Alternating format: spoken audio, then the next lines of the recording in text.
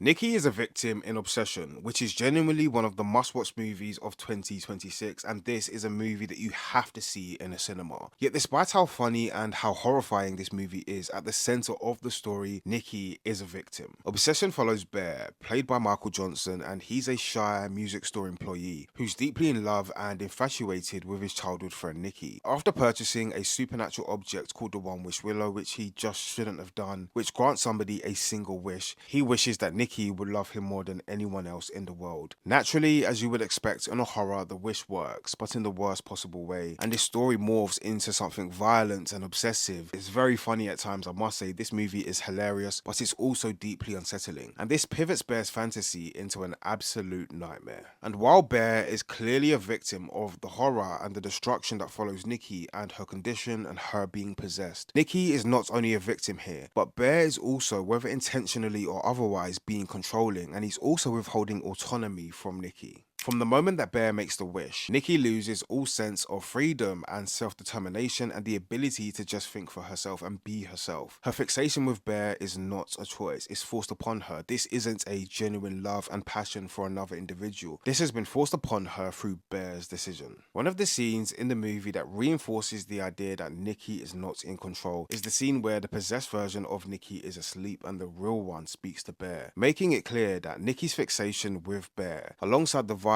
and the chaos that's ensued, are not actions of her own choosing, and she's being possessed. Now, director, writer, and editor of Obsession in Curry Barker recently spoke about wanting to ensure that Nikki is seen as both a victim as well as a source of fear in the movie, and I think he does a really good job of this. Another example of Nikki being a victim for me is the scene where Bear believes he's got a chance to undo his wish with another Wish Willow. However, Bear uses what he believes is another opportunity to wish for the version of Nikki that he remembers, the fantastical version of Nikki, to love him, rather than accepting and embracing the mutual love and friendship that they once had. And this plays into themes of manipulation and control and being outright selfish. Barker flips the idea of both love and obsession back onto Bear and makes him experience the absolute extreme version of infatuation, and it poses a really interesting question as to whether obsession can ever be normal. We use terms like this all the time in terms of love and infatuation and obsession, but when does it become dangerous and when does it become a hazard?